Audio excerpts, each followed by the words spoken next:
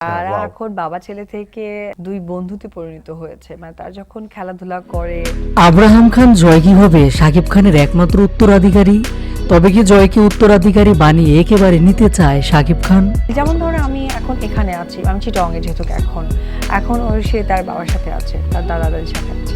হঠাৎ সম্প্রতি এক ইন্টারভিউতে ছেলে জয়ের সাথে বাবা শাকিব খানের সম্পর্ক এবং জয়ের দাদা দাদিকে নিয়ে কথা বলেন অপু বিশ্বাস।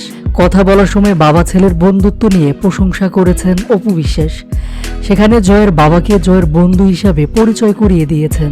অপু বিশ্বাস বলেন, তারা শুধু বাপ ছেলে নয়, এখন তারা দুই বন্ধু। তারা যখন খেলাধুলা করে, যখন একসাথে সময় কাটায়, একদম তাদের মতো করে। সাকিব জয়কে প্রচুর টাইম দেয়। যেমন ধরো আমি এখন চট্টগ্রামে আছি, সে তার বাবার কাছে আছে, তার দাদা দাদির কাছে আছে। এজন্য যখন বাবাকে পাচ্ছে মাকে মিস করে না, আবার মাকে পেলে বাবাকে মিস করে না। এ সময় উপস্থাপক প্রশ্ন করেন, তুমি এত ব্যস্ত থাকো, এরপরও ছেলেকে কিভাবে ম্যানেজ করো? জবাবে অপু বিশ্বাস বলেন, আমি খুবই ভাগ্যবতী, জয় আমাকে খুব সাপোর্ট করে। আমি দূরে কোথাও গেলে ওইভাবে ওকে সময় দিতে পারি না, তবে ও কখনো আমাকে জ্বালায় না। আমি যদি একেবারে দূরে যাই তখন একটু ভিডিও কলে কথা বলি। অভিমান করলে বুঝিয়ে বললে সে সহজেই বোঝে।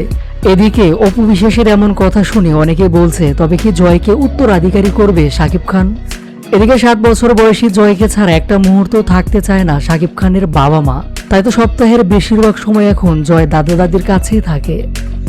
অপু বিশ্বাস ঠিকমতো জয়কে সময় দিতে পারছে না, এর জন্যই নাকি জয় এখন বেশিরভাগ সময় দাদা দাদির কাছেই থাকে। এদিকে জয়ের স্কুলে বুবলির ছেলে বীরকে ভর্তি করানোর পর থেকে জয়ের স্কুল পরিবর্তন করেছেন অপু বিশ্বাস। আগের স্কুলে আর পড়াশোনা করছে না আব্রাহাম খান জয়।